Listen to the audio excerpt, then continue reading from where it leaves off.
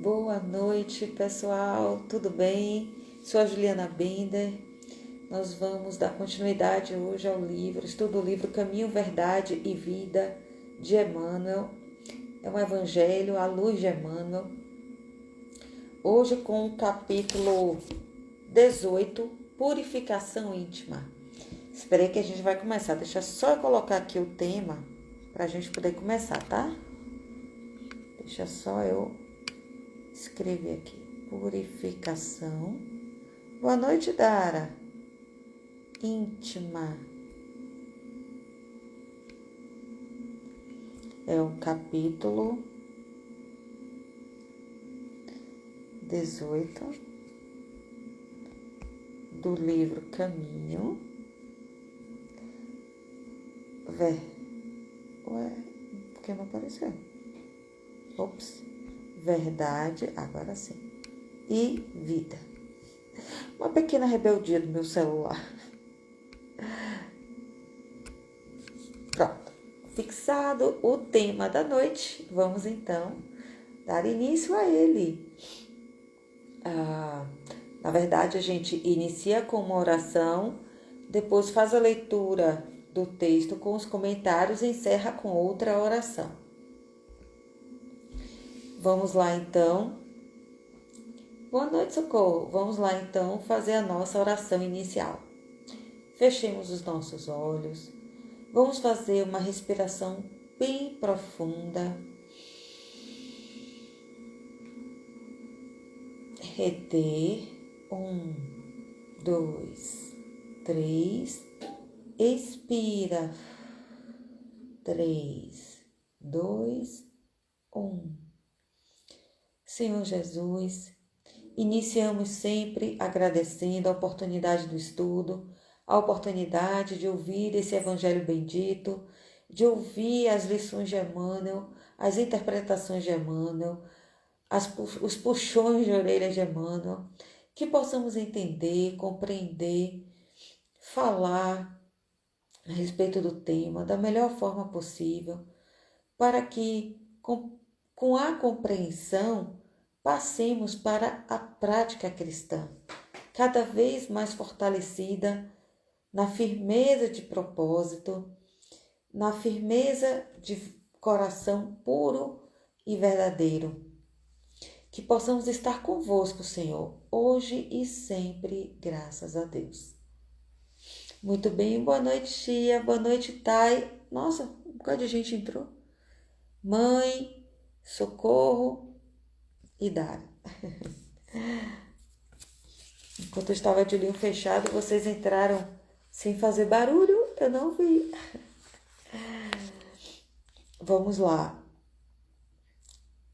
Capítulo 18, Purificação Íntima, de Emmanuel. Alimpai as mãos. Alimpai é limpar, né? De limpar mesmo. As mãos, pecadores, e vós de duplo ânimo, purificai os corações. Isso está em Tiago, capítulo 4, versículo 8. Alimpai as mãos, né? Limpar as mãos, pecadores. O que seria este limpai as mãos e de duplo ânimo purificar os corações? Quando a gente estudou um pouquinho atrás, naquele capítulo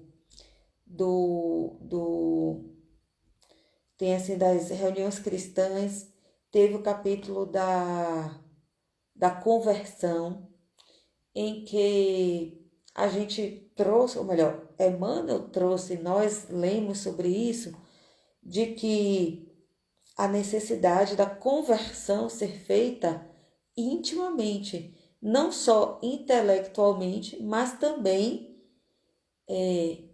moralmente, né? Ser feito pela prática. E agora, Emmanuel volta a esse tema, só que com outras palavras, com outra passagem evangélica. Agora é de Tiago. Ou seja, limpar as mãos, ou seja, deixar a parte externa, ok, ir para o centro, ou para a sua igreja, ou para o seu templo, o que for. E começar a ir. Boa noite, Elver. Você começar a ir de verdade. Você vai começar a participar da sopa. De mau humor? Não precisa de mau humor. Mas assim, de mau humor eu estou exagerando, mas ainda que você ache que está fazendo obrigada, ainda que você vá toda vez sem querer ir, você não está com muita vontade de ir, mas sabe que tem que ir, fica com aquela coisa na cabeça. Só que ao invés de ficar, você tem duas opções: ou você fica em casa inventando, achando mil justificativas para não ir, ou você simplesmente começa a ir mesmo que com má vontade, entendendo que aquilo vai ser bom para você e que um dia a vontade vai chegar naturalmente. Tendo esta compreensão, a gente se põe em ação. Então, limpar as mãos é fazer. E aí vem a segunda parte. E vós de duplo ânimo, purificar os corações. Aí a gente retoma aquela história da conversão. A partir do momento que você começa a ir, começa a fazer, por quê? Lembra que lá entre os hebreus tinha a lei, determinava que se lavasse as mãos antes das refeições. É claro que isso é um hábito saudabilíssimo, sempre foi. Contudo, foi por muito tempo trazido como uma forma de uma mera ritualidade espiritual que parava ali. Era uma espiritualidade rasa, era uma cerimônia religiosa, assim, era um ato religioso. Você lavar as mãos antes das refeições para os judeus da época de Cristo, sim. Mas, mais do que isso, era para simbolizar o ato de purificação. E aí era esquecido. E aí não chegava até esse ponto, ficava só na primeira casinha, que era lavar as mãos mesmo, lavar na água. E a parte da purificação ficava esquecida. Então, aqui Emmanuel nos livra de novo da conversão verdadeira, né? Que Emmanuel lá na conversão falava de convencer e converter, né? Então vamos ver o que é que ele vai nos trazer aqui agora. Cada homem tem a vida exterior conhecida e analisada pelos que o rodeiam, e a vida íntima da qual somente ele próprio poderá fornecer o testemunho. Olha só, todo mundo sabe da vida de todo mundo, né? Todo mundo vê o carro que o outro está saindo, os vizinhos, todo mundo vê a roupa bonita que está usando, né? Todo mundo vê que fulano sai de casa todo domingo para o centro, ou toda terça-feira, ou toda quinta-feira, não importa, para a sua atividade religiosa. Todo mundo vê fulano passando com o livrinho de Kardec debaixo do braço, indo para o centro. Então tá tudo ótimo. A parte externa. Mas a vida íntima, somente ele próprio pode dar o testemunho. Somente nós podemos dizer o que passa dentro do nosso íntimo. Ninguém sabe, em profundidade. Por vezes, nem o próprio marido, nem a própria esposa, nem a própria mãe, nem o próprio pai. Quer dizer, se bem que mãe parece que tem uma mediunidade absoluta com seus filhos, sabe? É uma mediunidade, eu vou dizer assim, superativa, porque a mãe extrai da mente do filho todas as nuvens, todos os pensamentos. Mas, assim, em condições normais, né? O nosso íntimo, só nós sabemos. O nosso íntimo, só nós conhecemos as nossas dores, os nossos dramas, os nossos conflitos, as nossas culpas. Vide, por exemplo, o filme Os Dois Papas. principalmente no final, que eles têm uma conversa franca sobre as sombras, né? A sombra de cada um. E aí eles vão, ao revelarem suas sombras que não tinham sido reveladas a ninguém antes, eles vão se curando, mas também, até então, só o próprio sabia dessa sua sombra.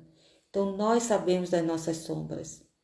Só nós sabemos das nossas sombras e dos nossos conflitos e de todas as dores que a gente sente, todas as mágoas que a gente sente. Só nós sabemos, ninguém mais sabe. E aí vem o inverso. A gente não sabe da dor de ninguém. A gente não sabe as lutas internas das outras pessoas. Nós não sabemos. Não sabemos.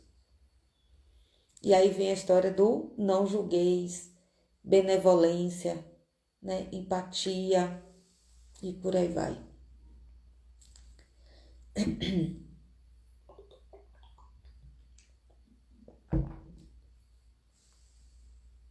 O mundo interior é a fonte de todos os princípios bons ou maus, e todas as expressões exteriores guardam aí os seus fundamentos.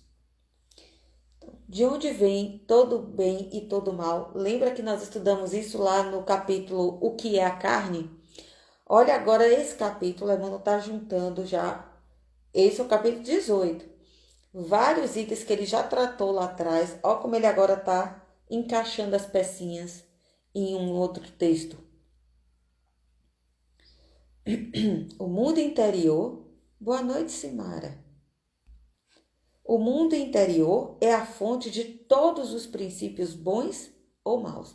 Ou seja, tudo de bom e de ruim que está em nós vem do Espírito.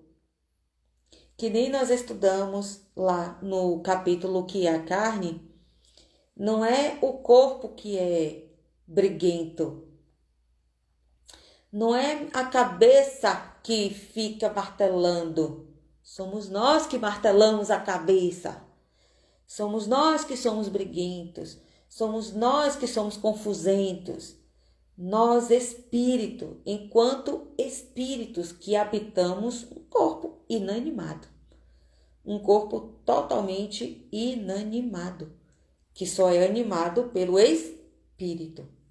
Então, é o espírito que confere as qualidades de bem ou de mal, do bem e do mal. E todas as expressões exteriores guardam aí seus fundamentos. Então, tudo que a gente exterioriza vem do espírito. Tudo. Se você é capaz de colocar a mão para fora do carro, né, fazer um gesto com a mão para quem te cortou no trânsito, é uma expressão do espírito. Se a gente é capaz de responder rispidamente a alguém, né, a alguma outra pessoa, se você é capaz de responder rispidamente, seu marido, seu filho, sua mãe, seu pai, sua esposa, é porque é seu espírito que está gritando, seu espírito que está gritando.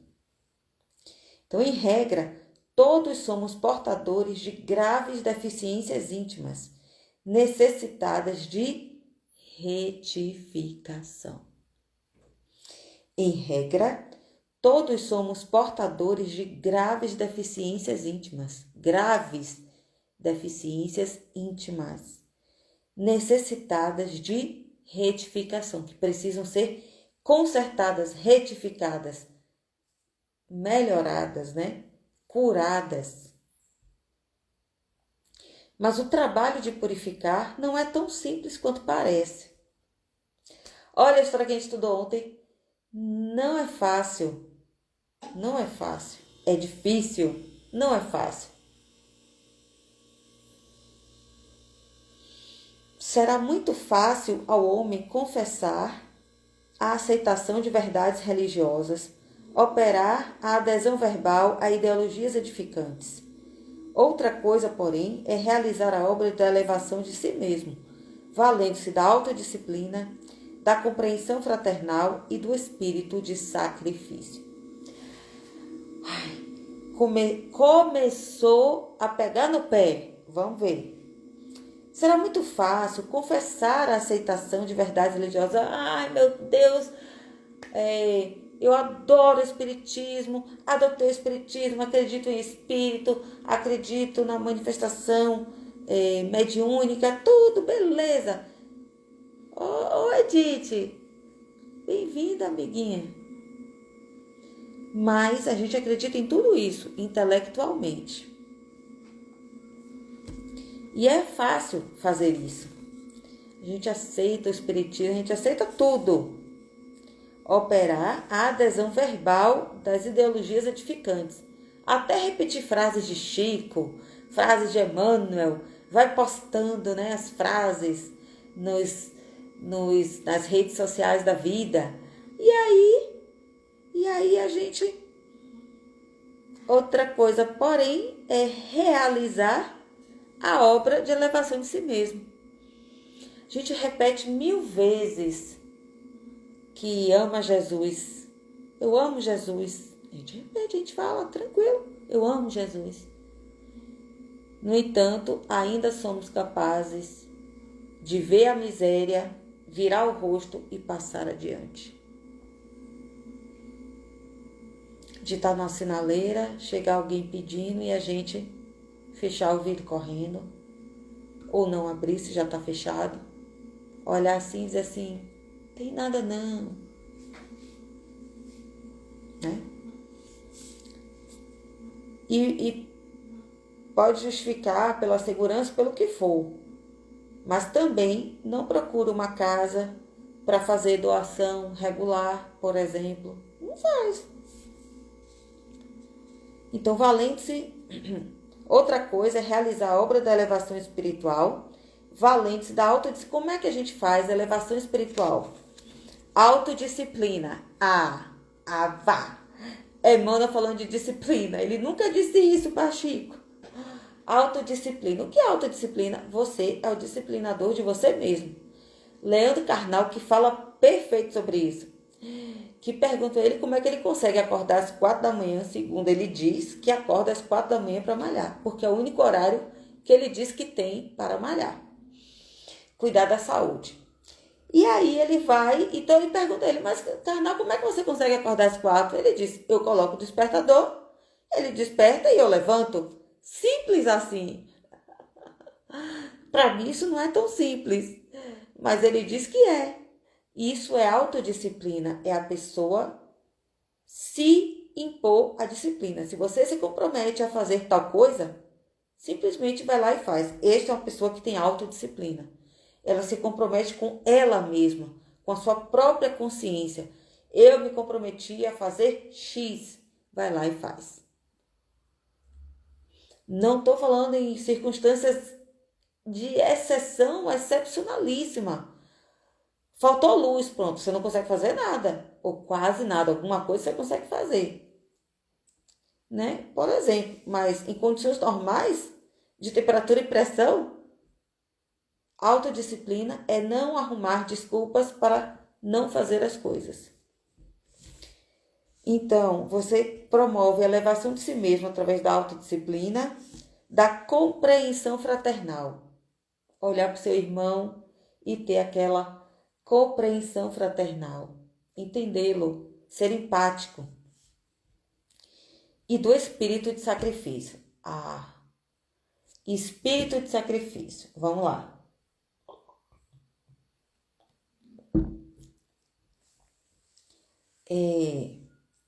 Quando tem gente que diz assim, eu começo a frequentar o centro espírita, vai só para as palestras. Tá tudo ótimo, tranquilo, pode ir para as palestras. Mas aí fica dizendo assim, não, eu não vou participar do trabalho, por exemplo, de distribuição de sopa, porque eu estou muito ocupada, porque eu trabalho 20 horas por dia, porque eu tenho 50 plantões, porque eu já chego cansada em casa, então uma vez por semana já tá bom demais vir assistir a palestra e tomar um passo. E aí promete a si mesmo que quando aposentar, vai começar a fazer o trabalho. Então, ó, espírito de sacrifício. Seria, por exemplo, a gente dizer assim, eu cheguei cansada. Eu trabalhei de 7 da manhã até 7 da noite. Não vou nem ter tempo de passar em casa, vou direto para o centro. Porque hoje a gente tem o compromisso de distribuir a sopa e eu não posso faltar. Outra pessoa vai me substituir? Vai. Mas eu não vou substituir minha consciência com nada. Nada vai substituir a minha consciência pesada. Então é a sua consciência que vai te levar a fazer. Isso seria o espírito de sacrifício. Eu sei que está difícil, eu sei que eu estou cansada, mas eu vou. E aí se observe se quando, por exemplo, você volta renovado, nem parece que estava cansado. Volta feliz da vida, cantando até, super cheio de energia. Você fala assim, ué, eu não estava cansada? A gente mesmo se pergunta, né? Eu não estava cansada? Sabe quantas vezes isso aconteceu comigo em dia de ir para centro espírita, na época que eu só frequentava? Trilhões de vezes, para não dizer toda semana. Ai, eu tô tão cansada. Hoje eu acho que eu não vou pra palestra. Não, mas a gente vai. Manhã, puxava aí, vamos, todo mundo. Vamos às 4, é a pata com suas patinhas, né? Manhã levando nós 3 com ela, ó, todo mundo. Manhã na frente, nós 3 atrás. E aí, dificilmente a gente deixou de ir. Por pior que fosse, maior preguiça que tivesse, maior desculpa que tivesse, a gente ia. E quando chegava lá, simplesmente a gente voltava. Lá, feliz, pintando que eu digo assim, igual a criança, né? Pulando, correndo, feliz da vida. Ou seja, existem outros fatores que nos fazem acreditar que estamos cansados para o trabalho do Cristo. Só que não é verdade. A gente tem que ser espírito de sacrifício, autodisciplina. Se eu marquei, eu vou. Porque eu sei que tem pessoas que estão esperando por mim. Nosso anjo da guarda, nossos mentores, as pessoas que vão estar lá precisando de ajuda. O apóstolo Tiago entendia perfeitamente a gravidade do assunto e aconselhava os discípulos a limpassem as mãos, né? Isto é, retificassem as atividades do plano exterior, ou seja, retificar as condutas. Não cabe mais fazer tal coisa. Então, não fazer tal coisa. Renovassem suas ações ao olhar de todos, apelando para que se efetuasse igualmente a purificação do sentimento, no recinto sagrado da consciência, apenas conhecido pelo aprendiz, na soledade indevassável de seus pensamentos. Ou seja, então Tiago, né, o apóstolo Tiago, entendia perfeitamente a gravidade do assunto e aconselhava aos discípulos que limpassem as mãos, ou seja, que retificassem suas atividades do plano exterior, renovassem suas ações ao olhar dos outros, apelando para que se efetuasse igualmente a purificação do sentimento. Então, é para modificar tanto as ações externas quanto as internas, os sentimentos internos, né? Porque não é para não fazer e ficar criticando todo mundo que não faz, porque aí vira uma sombra. Vira aquelas personagens, por exemplo, de Tieta, né? Que era... como era o nome delas, meu Deus? Aquelas personagens de Tieta, aquelas beatas lá de Tieta, que criticava todo mundo e ficava, na verdade, aquela coisa enrustida, né? Aquela sombra. Todo mundo falando mal de todo mundo, criticando, aquele clima horrível, fazendo fofoca pro padre. E aí, ninguém se elevava espiritualmente, era um fingimento coletivo. E aqui, Tiago está dizendo o quê? Cuidar da parte externa? Sim, cuidar da parte externa, mas também cuidar da purificação dos sentimentos, que é o recinto sagrado da consciência, apenas conhecido pelo aprendiz na soledade indevassável dos seus pensamentos, ou seja, o aprendiz, que somos todos nós, né? Cada um de nós. Sinira! Isso mesmo, bem se lembrou. Sinira! Ai, meu Deus do céu. Não era assim? Ai, meu Deus do céu. Sinira! Ai, meu Deus, pra gente não virar. Porque dentro da doutrina espírita, existem pessoas que trazem esses atavismos das outras vertentes religiosas que não conseguem mudar o seu padrão e que quer imprimir dentro da doutrina espírita esse tipo de imposição forçada, sem ser interna, verdadeira. Então, lembrando que o pensamento, o sentimento, só nós sabemos. Por isso que Emmanuel diz que é indevassável. E soledade, porque só nós sabemos os nossos pensamentos, a menos que a gente verbalize, e mesmo assim, muitas e muitas e muitas vezes nós verbalizamos os nossos sentimentos picotados, tá? Só a face mais que a gente considera revelável, porque não nos enganemos, existem questões irreveláveis, indevassáveis. O companheiro valoroso do Cristo, contudo, não se esqueceu de afirmar que isso é trabalho para os de duplo ânimo, ou seja, modificar a parte externa e a parte interna. Então é duplo, externo e interno, juntos. Então isso é um trabalho para os de duplo ânimo, porque semelhante renovação jamais se fará tão somente à custa de palavras brilhantes.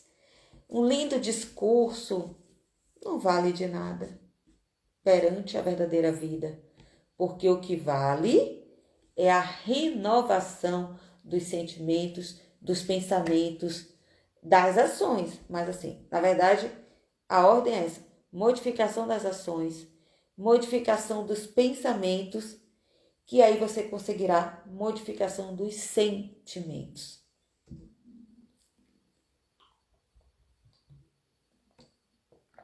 Essa é a ordem, né, de acontecimentos. Pois bem, meus amigos, nosso evangelinho hoje foi bem curtinho. Essa foi a lição de Emmanuel de hoje, na verdade, complementando, né, fazendo um apanhado, já fazendo um apanhado de alguns capítulos que nós já estudamos aqui, como o que é a carne, que eu convido vocês a buscarem lá no IGTV o videozinho do que é a carne para assistir, assim também com o videozinho das reuniões cristãs, que também eu acho que se aplica perfeitamente aqui. E o outro capítulo é o da conversão. Assistam todos esses três também. Vão lá. São 30 minutinhos, 30 e pouquinho, para poder fazer um aprofundamento ainda maior do tema, né? Porque cada item desse que a Emmanuel nos traz é relativo ao caminho que o Mestre nos deu para que caminhássemos rumo à verdadeira vida. Por isso que o título do livro é aquela frase que Jesus se intitulava: Eu sou o caminho, a verdade e a vida. E como é que é esse caminho? O caminho do Evangelho. E qual é o caminho do Evangelho? O caminho das lições, que hoje foi da purificação íntima. Então, muito bem, obrigada a todos. Vamos fazer a nossa oração final. Vamos fechar os nossos olhos, fazer uma respiração profunda. Reter. 1, 2, 3. Expira, ó. 3, 2, 1. Mais uma vez, inspira, retém, 1, 2, 3, expira, 3, 2, 1. Amado Mestre, te agradecemos imensamente, Senhor, a oportunidade do estudo, a oportunidade de ouvir esse Evangelho bendito apresentado por Emmanuel, que nos faz refletir, que nos faz raciocinar, que nos faz compreender a necessidade da renovação externa, mas também e principalmente da renovação interna. Que tenhamos coragem, Senhor, de nos enfrentarmos no espelho todos os dias e aventurarmos-nos por dentro de nós mesmos e descobrirmos lá, seja lá o que for, de bom e de ruim, mas que seja material de trabalho para o aperfeiçoamento espiritual. Se for de bom, melhor, material para evoluir. Se for de ruim, tá tudo ok, material para evoluir também. Tudo é material de evolução. Lembrando, Senhor, que aqui não estamos exigindo sermos perfeitos. Pelo contrário. Mas estamos exigindo, sim, nos esforçarmos para sermos cada dia melhores em profundidade de espírito. E é nessa condição que te pedimos, Senhor. Sê conosco, que possamos estar convosco, hoje e sempre, graças a Deus. Muito bem, meus amigos, lembretes finais, vocês já sabem, pegar um copo com água, colocar do lado da sua cama, rezar para o seu anjo da guarda, impõe as mãos, pedir para ele fluidificar aquela água e colocar nela o remédio que cada um de nós necessita. Remédio para a cura de males físicos, remédio para a cura de males espirituais. No dia seguinte, você toma aquela água com toda a fé que você tiver. Compartilhe, mande para os seus amigos, para que a gente amplie essa corrente de fé. Um beijo a todos e até amanhã às 21h30, se Deus quiser. Tchau, tchau.